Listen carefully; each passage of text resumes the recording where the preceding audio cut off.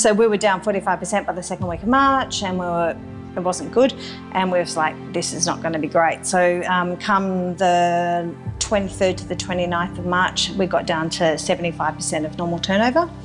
Last week, we've now lost 85%. We're now trading at 15% of normal turnover. How's this for scary? Our Bourke Street store typically, would turn over maybe $6,000 on a good day. We're turning over $500 at the moment. This is the Deep in the Weeds podcast. I'm Anthony Huckstep.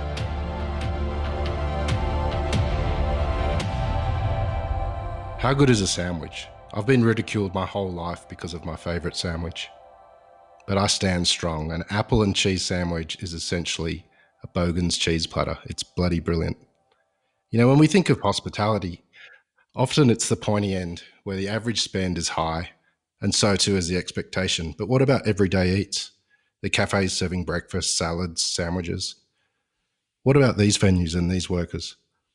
Jackie Middleton, owner of Earl Canteen, spawned from the restaurant world and gifted Melbourne a form of everyday eats like never before. But like all of us, the pandemic changed everything. I've got Jackie with me now. How are you, Jackie? I'm well, thank you so much. Look, who doesn't love a good sandwich? And I don't know if you've actually had it, Anthony, but we actually have a sandwich with your name on it. We actually have a brie and apple sandwich. It's like a cheese platter in a baguette. So, actually, I should say I did now. I don't have one anymore. But, I'm good. I am devastated that I've not had it. Do you know, I always go for the crackling and the pork whenever I've had a sandwich from you guys. You're not alone. You're not alone. It's really interesting looking at the numbers. So you'll see our original Bourke Street store that actually turns 10 years old in 3 weeks' time. Wow. We sell more pork belly sandwiches at that store than any other store, and I think it's because people habitually walk through the courtyard, and it's kind of like in this idea where people talk about how they walk into Macca's thinking they're going to buy a salad and then they order a Big Mac. Yeah. So that's what happens to us. They think they're going to walk in and try something different, or they're going to come in and have the whole bowl for a change or whatever, and they just look at our staff and they're pork belly sandwich, please. Shit, maybe I've been kidding myself all this time. Maybe a pork belly with crackling sandwich is my favourite. You're not alone. You're not alone. Listen, before we get to sort of what has happened and the impact, can you give us an idea of, paint a picture of Earl Canteen? What's the scale of the business? Yeah, so as I said, we're turning 10 in 3 weeks. So Simon and I, my business partner and husband, we started this 10 years ago after dreaming up this crazy dream of, bringing restaurant quality food down to a simpler level where we could dream of actually being able to afford to open a hospitality venture. We'd only ever worked in restaurants. We'd only ever worked in restaurants before, and we saw people, not making much money and having multi-million-dollar fit-outs, and we knew we couldn't do that. So hence Earl was born. So come 10 years in cycle now, we'd got ourselves to 8 locations, so across the CBD, and we also did a collaborative venture with Coles Supermarkets last year. That's actually still running currently at the moment. And we actually have an airport store that's on the go that's meant to be opening later this year now as well. It's meant to be opening next month, but that's not happening now. So, we'd got to the point of 8 stores and about 80 staff, all under Simon and I. So amazing opportunity for us to do something that we're really passionate about and work for ourselves. An amazing opportunity to, do something simply and do it really well. We've worked hard for 10 years to get it to how it's grown. So that's incredible. But obviously, like all businesses and a lot of us out there, the pandemic and the lockdown has impacted. Can you give us an idea of, when you first started noticing the impact and what impact it's had on your business? Yeah, so I actually looked over the numbers again this morning just to get my head around it, because it's, as with everyone saying, it feels like March went for bloody ever. So I looked back and, the first week of March, the 2nd to the 8th of March, we had a really solid month. We had a really excellent February, as good as any February can be. We had, at the end of last year, we were actually, our busiest stall, our Collins Place stall, which actually unfortunately closed a couple of days ago, had its, record-breaking days day after day after day, which is bloody amazing for a 7-year-old business. I take my hat off to the team there. They're just bloody guns. So we'd had an excellent end of last year and beginning of this year, and beginning of March was looking good, and then we were watching what was going on overseas and we started to get a bit scared. We'd noticed that catering was dropping off a little bit. I failed to mention, we actually have a corporate catering business that we run from our headquarters in Cremorne, which is near the city. So we'd noticed that kind of business confidence was dropping off a little bit through catering, but the stores were still kind of fine. So we had a pretty good first week of March, and then the second week of March we dropped down 20%, and we're like, holy shit, what's happening here? So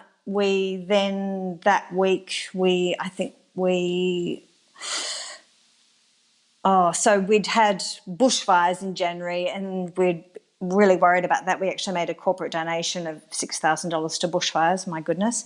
At the end of February, we had yum cha. We were so worried about our local yum cha places not doing very well. So we hosted a whole heap of our stuff to yum cha. End of February. So everything seemed great. The 12th of March came. The second week we were down about 20%, and we were like, whoa, something's going to happen here. And so we started talking about doing a post about safety in, view of coronavirus. I was really nervous about posting it, I have to say. I was really worried that people were going to start attacking us and saying, talking this up, you're scaremongering, blah, blah, blah. What were you going to do with that post? Can you just run through what that was going to be? Oh, no. So we posted it. It's up. It was essentially, we just said that we were, increased sanitation levels. We've communicated with the staff about, hand washing and all the usual stuff that we're already doing. And when Simon and I discussed it, I was like, I don't want to tell people that we're already not washing our hands or, doing the right thing and not wiping our nose on our tea towels and stuff like that. Like, we already operate at benchmark levels. Let's not scare people. And we're like, actually, people are really nervous. They're getting to be a bit scared. So we basically put an Instagram post up and shared lots of information about what we were doing, and we talked to our staff about it and to make sure people weren't nervous. So about handling coffee cups well and making people feel really comfortable about, tap and go and those types of things. Yeah. So we put that post up and it just went crazy. People were really supportive and saying, thank you, thank you. And by the next day, and by the following Monday, every man and their dog had put out some type of COVID-19 policy. Yeah. So I kind of felt like we're a little bit ahead of the trend and reading what was going on. I think looking back now, we're a bit of the canary in the coal mine, really. Because we're so corporate, we really could sense what was happening with our corporate customers, and they were a bit anxious. So that was the second week of March. The third week of March saw us down 45% to what we typically would be. So that's us going, holy shit, like, we're barely breaking even now. This is getting scary. Because, as you mentioned, that part of the industry we work in, it's really lean for percentages. So we keep on top of our numbers really acutely. So, I know to the cent how much everything costs us. We know we use clever apps and technology to make sure we're tracking our labour really well. And, at this stage we were already, cutting casual hours and things like this to keep on top of it and try and keep numbers where they should be, because we're just protecting the business, right? So we were down 45% by the second week of March, and it wasn't good, and we was like, this is not going to be great. So come the 23rd to the 29th of March, we got down to 75% of normal turnover. Wow.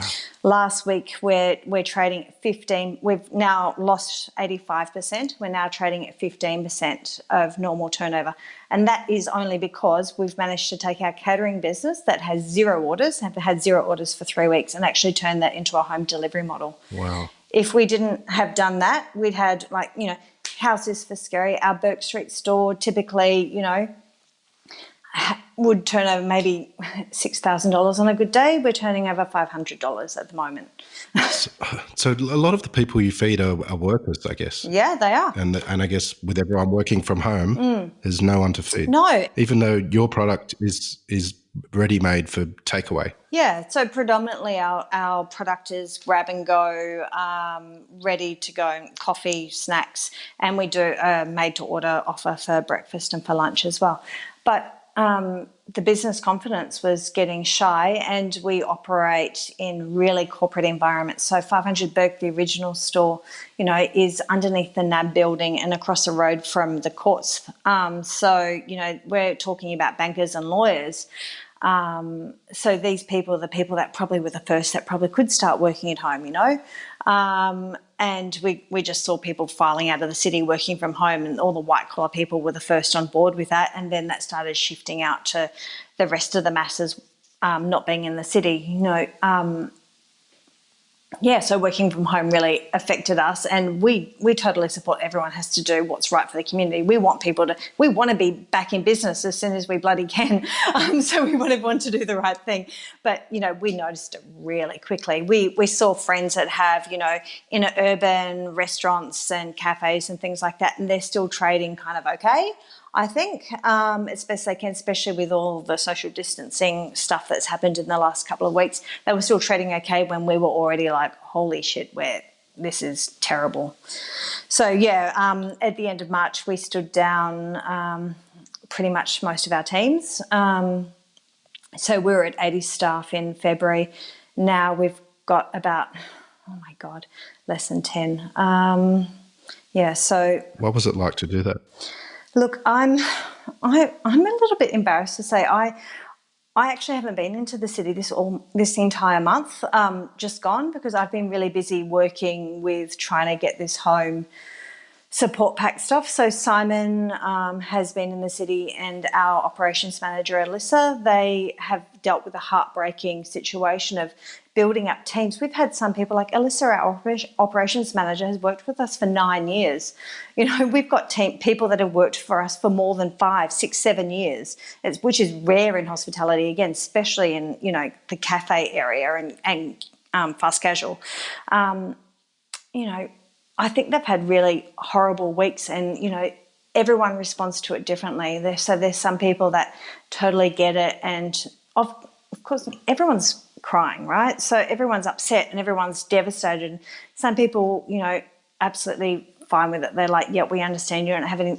Some people are upset. Some people are aggressive. Some people are threatening to sue us, but everyone responds in their own way. And I think that's something that it's really kind of led us to understand what the next part of our business really needs to be through this is a bit more being more supportive and thinking more community minded. I think we've always been very community minded as a hospitality entity anyway, but it really brings to in front of your very eyes when you see how much people are struggling with this in so many different ways, and how you just kind of, Simon and I and our team, we put on a brave face. That's what hospitality people do, right? We might be in cafes, but we still have this restaurant theatre about us that you're still smiling, we're still turning up there and, making coffees and, making people feel welcome.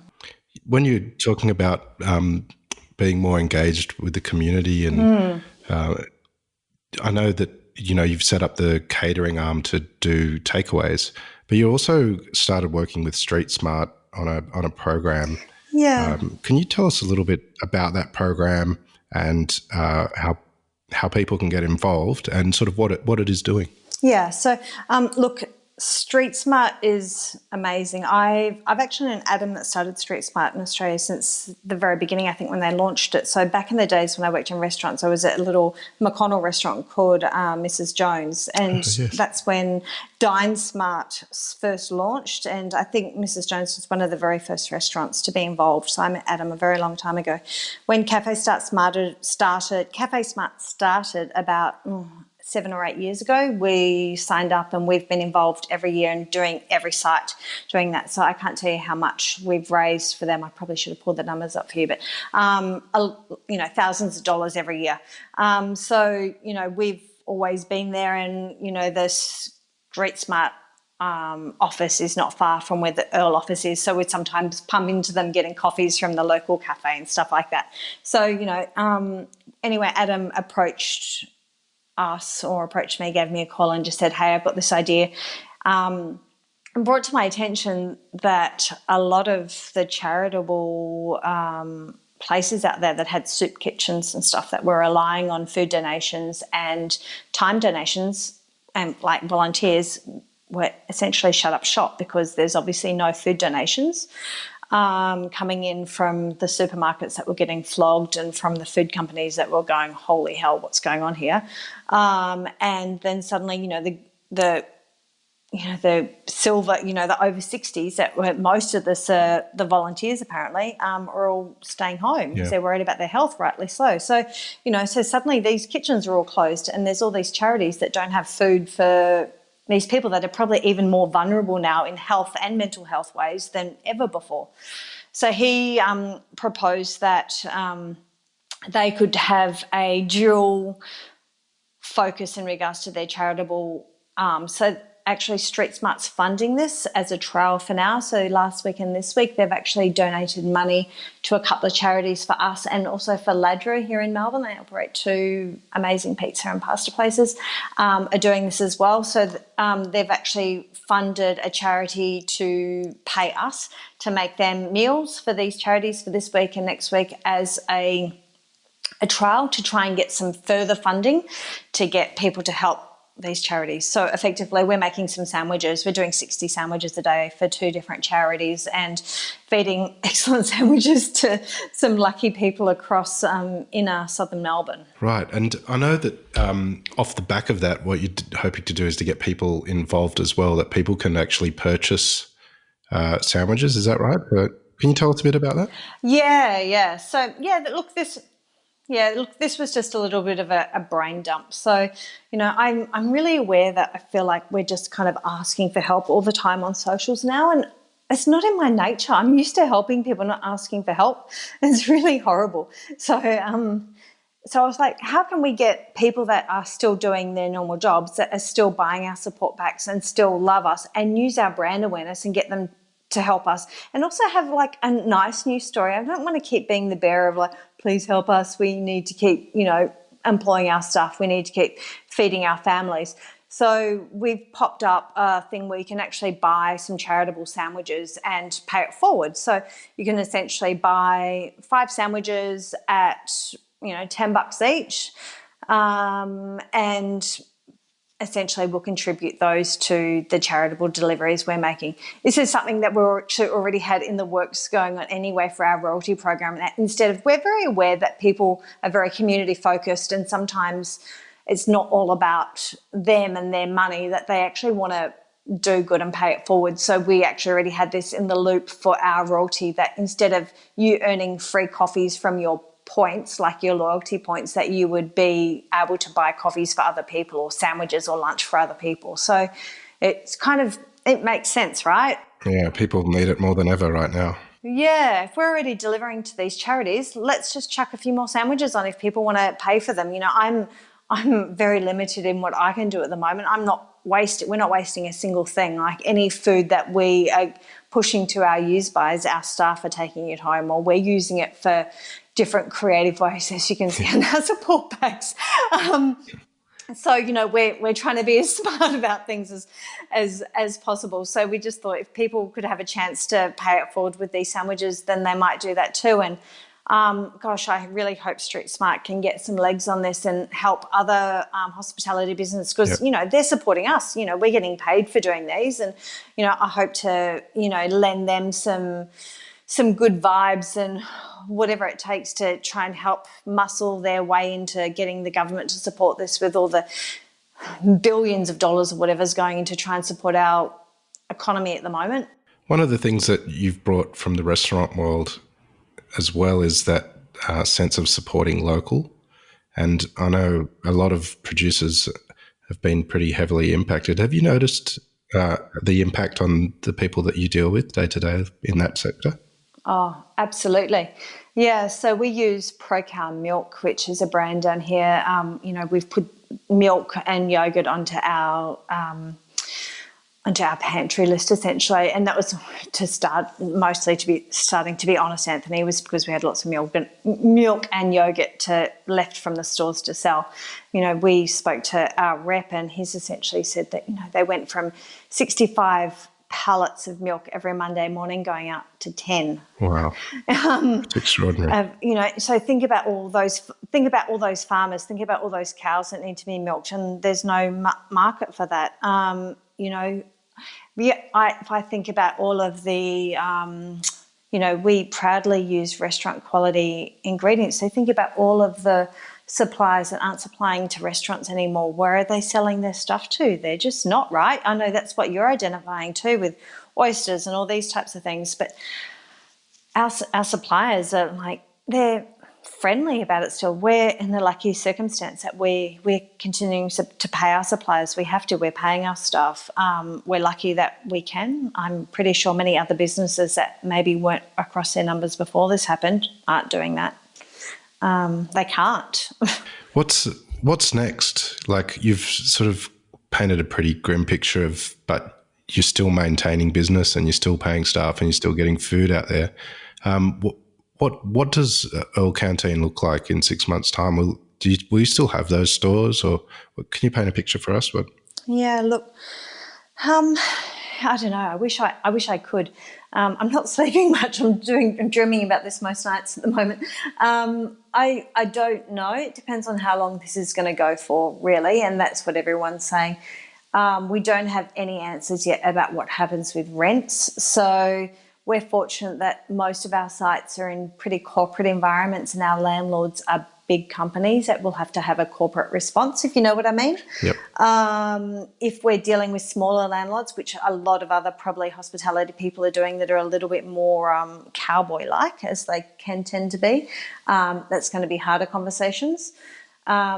I'm hoping that we'll get some type of rent freeze, which means that we can lock up the stores like we have already locked up most of the stores, all of the stores except for one, lock them up, strip them out, and hope that we can reopen in 3 months, 6 months, whatever it's going to be. The catch is too, like, even if we waved a magic wand and it would be like it was in February, it's not going to be like that, right? I'm not going to have the teams. Everyone's going to forget the recipes. We're going to be redoing training. We're going to be a whole other bloody season, a whole other, you know, re-employment of casuals. People have had, you know, everyone's having, you know, midlife, corona life crises, right? So it's going to be a totally different kettle of fish that we're dealing with when we get to reopen.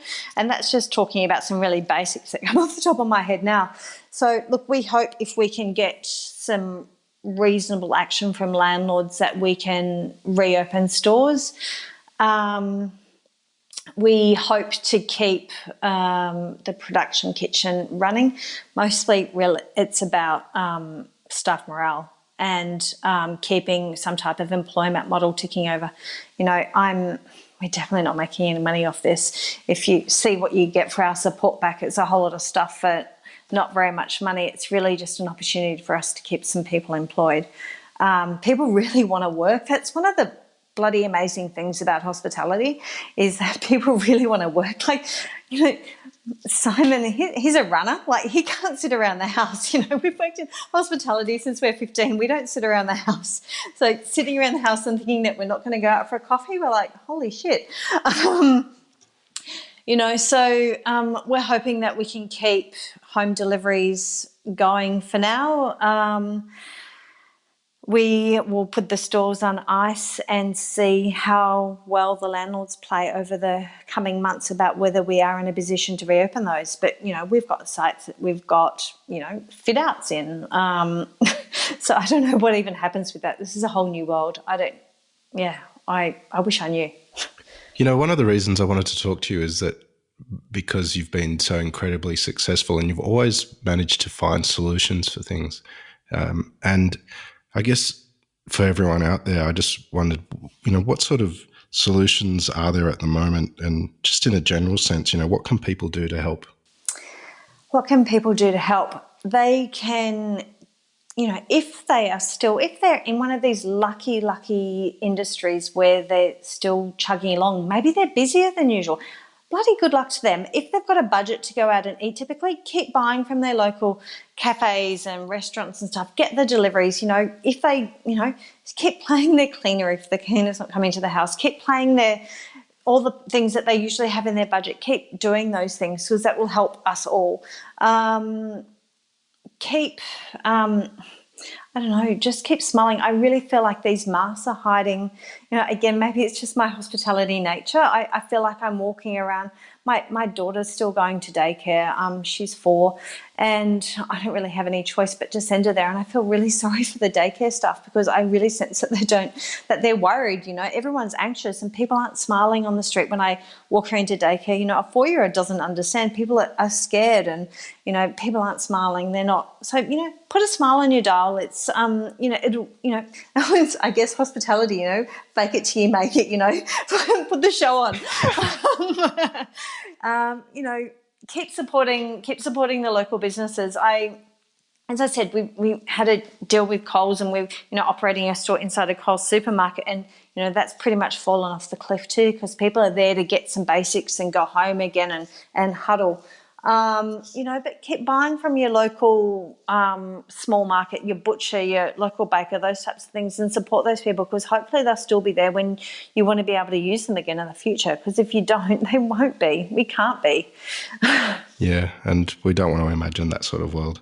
Bloody hell no, I don't want to. It's horrible, just watching the night when they closed the restaurants and ScoMo said, that's it, it's takeaway only. We were just devastated. How can this be?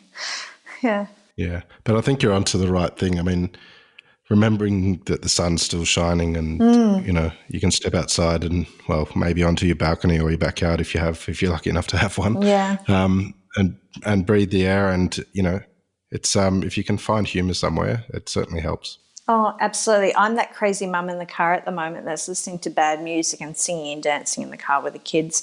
It gives me some sanity. Well, I like bad music too, so I'm okay with that. I think we like different types of bad music. Yes, no doubt. Hey, listen, Jackie, always great to catch up and thanks so much. And let's keep in touch and speak a bit later in the year and good luck with everything. Thank you so much. Thanks for your support about helping us so much with this. We really, my industry's at its knees. We've been not good for a while, but this is a whole other level of stuff. But I think we'll push on. We bloody have to, don't we? So look, we love what we do, so we don't have a choice. I've only ever done this. This is the only industry I've ever worked in. So hey, I'll find a way to make sure that there's some type of way that we can keep serving customers and smiling at the end of this when we all get out of our houses again. Awesome. Thank you. Thanks, Jackie. Cheers. This is the Deep in the Weeds podcast. I'm Anthony Huckstep. Stay tuned as we share the stories of Australia's hospo community, suppliers and producers in search of hope during this pandemic. Special thanks to executive producer Rob Locke for making this all happen. Stay safe, isolate and be well.